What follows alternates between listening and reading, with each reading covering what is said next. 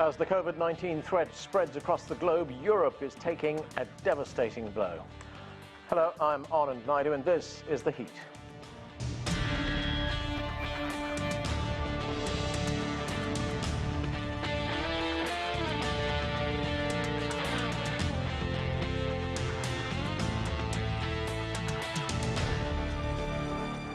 The numbers are staggering. More than 240,000 cases of coronavirus have been recorded worldwide, and the death toll is approaching 10,000 people. Europe is particularly hard hit. On Thursday, Italy surpassed China for most deaths caused by the virus. Spain is also struggling as the number of deaths and new infections spike there too. Meanwhile, European leaders are promising an all-out response. Nous sommes en guerre. We are at war. All government and parliamentary action must now be directed towards combating this epidemic. Day and night, nothing must distract us from it. And we begin now with this report from CGTN's Alex Fraser in Milan. Italy now has the highest number of deaths in the world from COVID-19. It's passed the death toll in China, where 3,245 people died. To put this into perspective, Italy's population is 20 times smaller than China.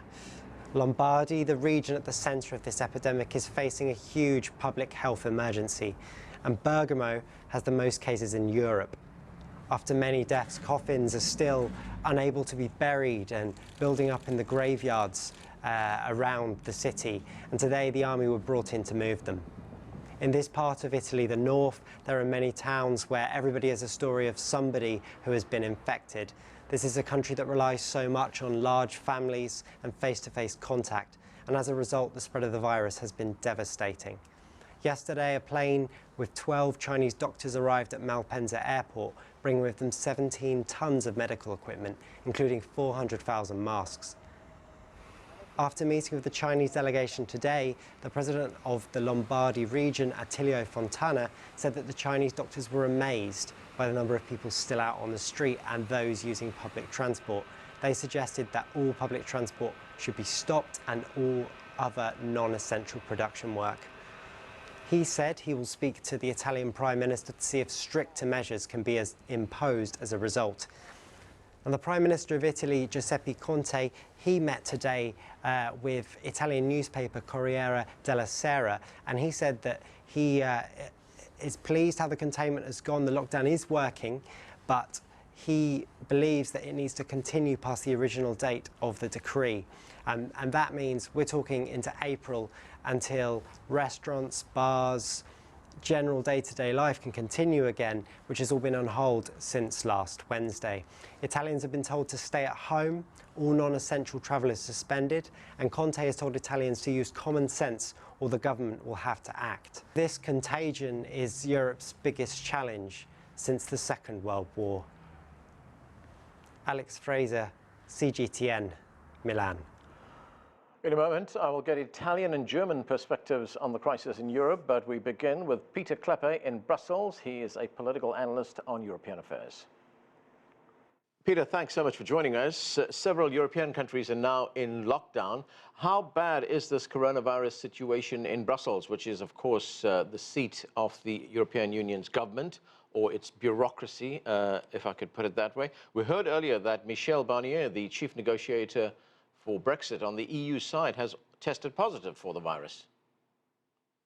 I would say it's pretty bad. I mean, first of all, the lockdown is inflicting great economic damage. Now, obviously, it's necessary to do this. If you look at the numbers for Belgium, so cases still are on the rise of around 20% a day.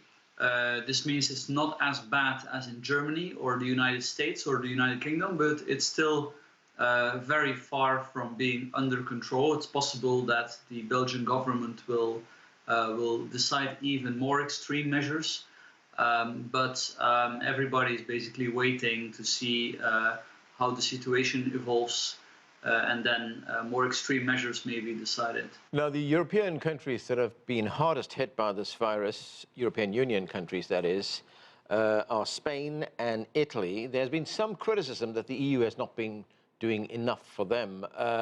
Is there a unified approach, or is it just each country for itself? Well, I would say it's each country for himself. I mean, that's pretty clear. Now, these are such like extreme decisions that it would be always very hard for the European Union level to impose them. Now, what the EU can do and is trying to do with mixed success is to sort of coordinate the measures to make sure that that there's no discrimination. It is successful, it has to be said, to a certain degree, but a lot of criticism, as you say, has been appearing for the fact that China was able to help Italy, for example, with medical equipment, and not other countries or even the EU. Again, for the EU Commission, it's not always obvious how they could help. I mean, they could spend money, but typically money is not the problem. Equipment is a problem. So I think this is very much a crisis that relates to the heart of what remains of the competences of European member states. Speaking about individual countries, Peter, the death toll in Spain has jumped to almost 800. Is there a risk that the healthcare systems in these individual European countries could get overwhelmed? Oh, absolutely, absolutely. Even the countries with better healthcare systems are most likely not able to deal with certain levels of patients having to go to intensive care. And then we have terrible decisions to make. For example, in Belgium, the ethical council has delivered guidelines already now when to sort of prepare doctors for certain choices that they may have to make if there is insufficient capacity. Now, the Belgian healthcare system is coping so far, but everybody is terrified that that will not remain the case, that at some point we will enter a situation like Italy or something resembling the situation in Italy. Many hospitals are trying to prepare for that in any way possible, but governments have made pretty grave errors by lacking emergency infrastructure for these kind of crises. For example, in Belgium, again, there had been plans for a special hospital to deal with this kind of things, but these plans had always been postponed. And how about business and the economy? There's a report out that Europe's largest economy, Germany, could sink into a recession. What is the EU doing to protect businesses and workers? Yeah, the recession fears are, of course, all around. Now, what are governments doing? What is the European Union level doing? What is happening there? The ECB has just came out with a bazooka, basically printing a lot of money. It's very likely that also the emergency bailout fund of the Eurozone, the ESM, or European Stability Mechanism, will also come up with a big bazooka. Now, is this all desirable? I am not so sure. I would say that in times of crisis, it's not so intelligent to randomly spend a lot of money, also because we don't have a problem of consumers that need to be incentivized to spend or something. This is at the heart not an economic issue, this is a health issue. So of course, when the health crisis is dealt with, then the economy will recover automatically. So I think people have to be a lot more careful to decide to spend huge sums of money today, because we may well need these scarce resources tomorrow. Peter, thanks so much for joining us. Thanks for your time. Sure, my pleasure. Okay, let's get to our panel. Joining me now via Skype from Washington, D.C. is Giovanna De Maio. She is a visiting fellow at the Brookings Institution. Also joining us on the phone from Germany is Klaus Lauris. He is a professor of history and international affairs at the University of North Carolina, Chapel Hill. And with us too, via Skype from Washington, D.C. is Gavin McGregor Skinner. He is an infectious diseases expert. Welcome to all of you to the show. Giovanna, let me start with you. The news out of Italy, as we've been hearing, is not very good, not good at all. Italy has now surpassed China as the most number of deaths. It is your home country. Give us a sense of how devastating it is for the country. Yeah. I think the report that you just showed actually shows very well the situation, which is very tense. My family is split between the north and south of Italy. I have friends doctors working in the red zones in around Milan, and the situation is exactly how it is described. So shortage in medical equipment in intensive care units, and also a huge number of contagion every day. Italy is in full lockdown, so you're not allowed to go out. You can just go for groceries or to walk your dog, or maybe to get your drugs at the pharmacy, but you're not allowed to go without a particular certificate that says why are you going and if you're going from point A to B. So the morale is down, the situation is very tense, and people are trying to cope with quarantine in very different ways. There are some, of course, exhaustion, but there's also some good manifestation of solidarity between people. There has been big fundraising initiatives that have been capable of building military hospital outside of Bergamo to help patients in intensive care, and people in the transport sector. For example, my father has been really working hard for making sure that people who provide essential services are actually able to go to work. The government has been providing, I think, a quick response, but also very transparent. I think Giuseppe Conte, the Prime Minister, but also other ministers have also constantly been briefing Italian people through Facebook Live and all sort of channels, being very open, even if it was a matter of unpopular measures to be taken. Schools have closed. Now the official day of quarantine ends on April 3rd, but everybody has a sense that this is going to last for long. The Italian government has also been very proactive in supporting the economy. I disagree with the speaker from Brussels. I think it's the time to spend money to support businesses and to avoid even bigger damage, because now we're facing a big healthcare crisis, but it's going to soon to be a huge and global economic disaster that I think we should put all the tools in place to prevent. One other point, Giovanna, as you say, the situation in Italy is very, very tense right now. No doubt, a lot of anxiety. And given that this is an unprecedented crisis that's facing the country, how stretched are the medical resources in the country? Yeah, it's actually one of the priorities of the Ministry of Foreign Affairs and the diplomatic entities, the one of securing medical equipment. And from the Minister of Foreign Affairs, Luigi Di Maio, has just announced that there's going to be 8 million face masks coming from Turkey, Brazil, Germany, and there's going to be even more coming from China in the next couple of weeks. But there's also a huge level of cooperation with the United States in terms of research, but also in terms of medical equipment support.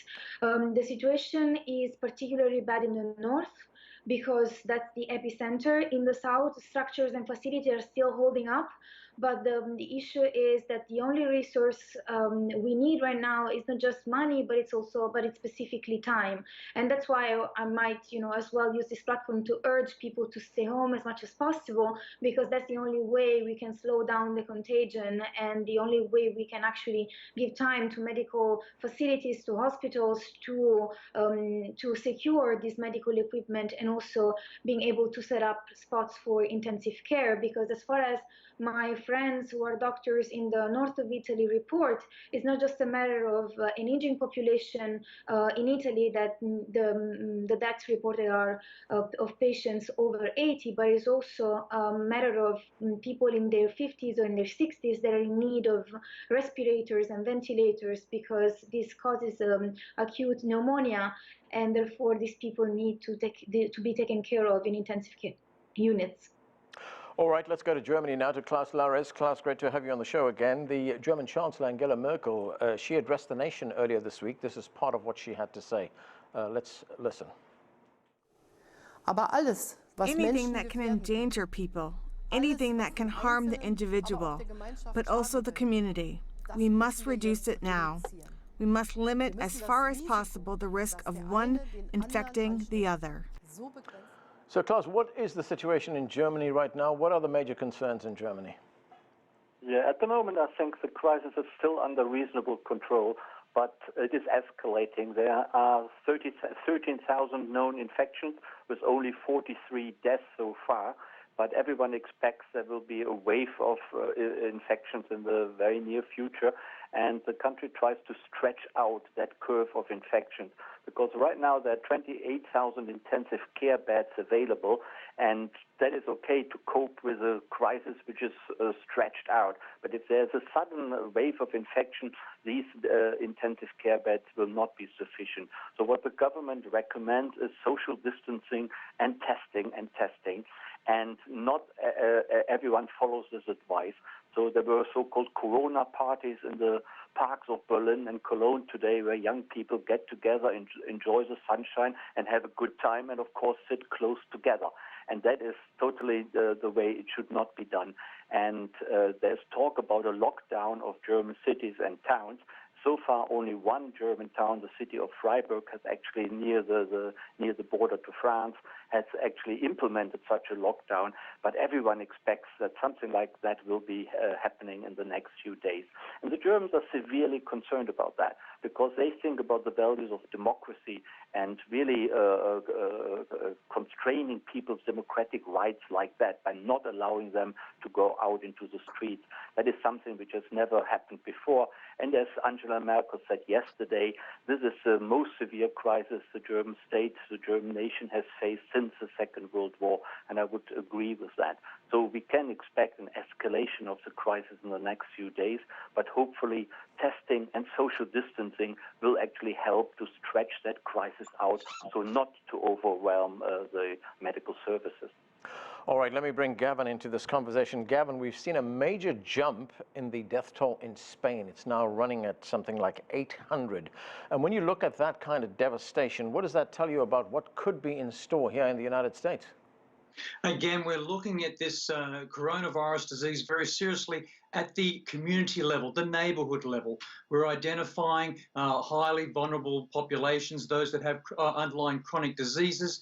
And again, added to that list is those people who smoke as well, diabetics, hypertension. Again, we're looking at how this disease was spreading both through the community, and it's important that we start to ensure that we just don't just do social distancing, or as I would prefer to say, physical separation. How much physical separation is required when you have to do an essential trip? And we need to educate the public better than that. But what we're looking at, there are still areas within the US that should not get this disease. We should be able to keep it out. We need to increase our effort in our contact tracing, as well as being very transparent on how to protect yourself and how to protect others when you're sick.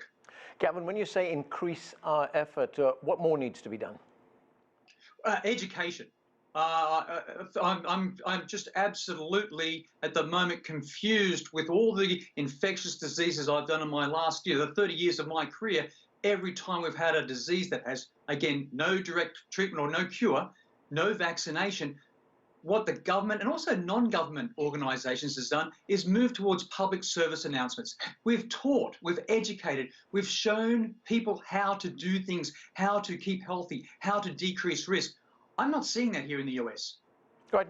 And Gavin, should the government be more proactive in stopping the kinds of parties that we've been seeing on beaches in Florida? You know, Klaus just told us that a similar thing is happening in Germany, in parks there where young people are gathering. But here in the United States, we've seen these pictures of crowded beaches and people getting together when they should be apart. Exactly, and that comes down to communication, the communication of the risk, the communication of what you need to do, and again, understanding the first messages that came out about COVID-19, a disease caused by this new novel coronavirus. Why is it novel? Because no one in the world has seen this disease, so no one has any sort of immunity to it. But the messages that went out from everyone around the world, well, it affects the elderly and the vulnerable. And no, it was a risk for everyone. We just didn't have enough information to make medically evidence-based decisions. Now we have to share the stories. We even here in the neighborhood where I live here in DC, we have at least 6 cases that I know of, and I can tell you now they are healthy people, but they are so fatigued with fever and other symptoms, coughing, that they are laid up in bed. So within our neighborhood, we're actually creating a neighborhood help team where we're trying to help those that we know are sick, but also protect the others that are maybe highly vulnerable. And those messages haven't been conveyed very well at all. Giovanna, as I said, we've seen a big jump in the number of deaths in Spain, and of course we know there's been a huge toll in Italy as well. Any idea where Spain and Italy have been hit so hard? That is definitely the question people are struggling with in Italy, and I guess in Spain too.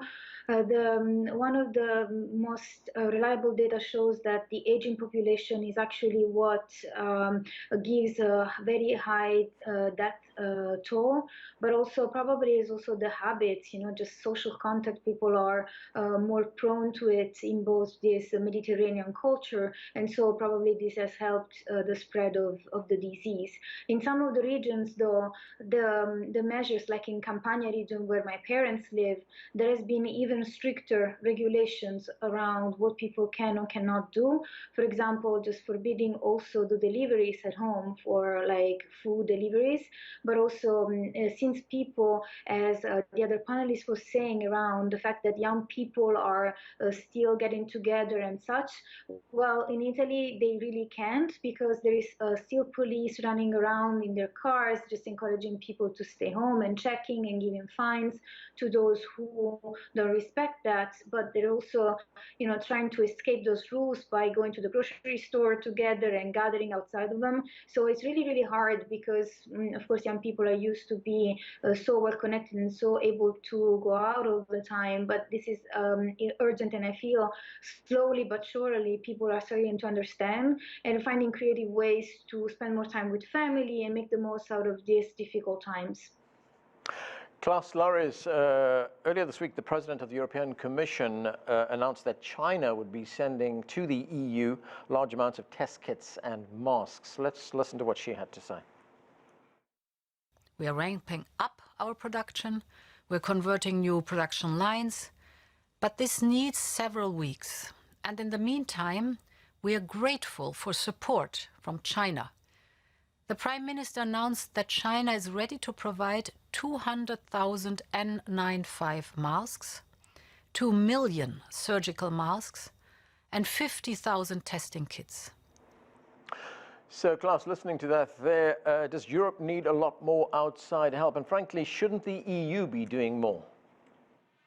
Yes, absolutely. I think outside help is always very welcome. And I think, as the previous speakers also said, we are not facing the crisis of individual countries. We are facing a global crisis. And obviously, if that is the case, then the globe should work together. And countries such as China, who have largely overcome the crisis, it seems, do their best to help their compatriots in other countries. I think that is pretty good and should be the norm. And masks and testing kits and respirators is exactly what is needed. Of course, the European Union will help, and they make a lot of money available, and individual countries make a lot of money available. Whether always the right method is being found, like in the United States, to send out checks to individual taxpayers, I wonder whether that is really as effective than having a more structured approach how to help individuals who are in areas or small employers and self-employed people and so on. The approach will differ, but I think all states, all nations within the European Union and worldwide will try to do their best. And of course, the challenge which we face is not just a medical challenge, we are also facing a severe economic challenge. Yeah. And here the Germans will fall back again on their system of short work. That means that companies will release their workers and employees, and their salary will be paid by 67% by the state, by the German state. But once the crisis is over, these workers, these employees are still employed by their former companies and are being taken on again. So these experienced workers and employees are not being lost because they had to be fired because of the crisis. And I think that system worked very well in the Great Recession, and I think it will work again. That is only one example how, for example, the German state is trying to help the economic consequences or to overcome the economic consequences of this really severe crisis. All right, Gavin, on Thursday, China said there were no new cases of coronavirus reported, no new domestic cases, I should say, and that the only infections that they were now seeing were coming in from people who are coming from abroad into the country. Does that give you any hope that this could be brought under control, seeing that China has made this kind of progress in just a few months? Yes, it's some good news, Anand, but we're actually looking at the geographic distribution of the cases last week over the last few days in China. So we know that even though they weren't clustered in one small area, there was still a wide distribution spatially or geographically. And so again, only time will tell. We've got to wait. We know the incubation period of this disease is up to 14 days. We need to wait at least 2 times the incubation period before we can declare that everything is over and we've actually, the virus has gone away. So this is a concern we have. Again, we don't know whether it's just an error in reporting, but again, we're looking at this through time and also geography of where those cases have been in the last week or so, and we'll keep a close eye on that. Right, Giovanna, you know, Klaus was telling us a moment ago about the economic measures that are being taken in Germany right now, but this must be having a big economic impact in Italy right now. I mean, how much economic pain is this causing, and what kind of help is there coming from the state?